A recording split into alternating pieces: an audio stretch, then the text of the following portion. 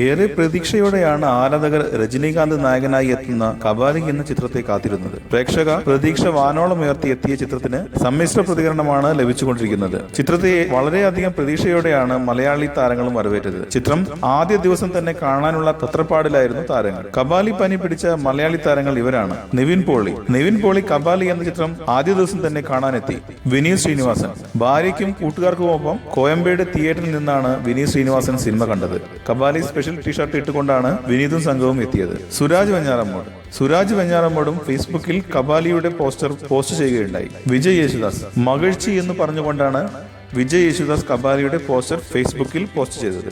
നാദിർഷ നെരുപ്പിട ഈ സിനിമയ്ക്ക് എന്റെ ബിഗ് സല്യൂട്ട് എന്നാണ് നാദിർഷ പോസ്റ്റ് ചെയ്തത്. കാളിദാസ് ആദ്യ ദിവസം ആദ്യ ഷോ കാണാൻ പോകുന്നത് ഒരു സ്വപ്നമാണെന്നും ആ സ്വപ്നം സത്യമാകാൻ പോകുന്നു എന്നും പറഞ്ഞുകൊണ്ടാണ് കാളിദാസ് ഫേസ്ബുക്കിൽ ഇട്ട പോസ്റ്റ്. ജയറാം മകനോടൊപ്പം കബാലി ആദ്യ ദിവസം ആദ്യ ഷോ കാണാൻ പോകുന്നതിന്റെ സന്തോഷം പങ്കുവച്ച് ജയറാം ഫേസ്ബുക്കിൽ പോസ്റ്റ് ചെയ്തു.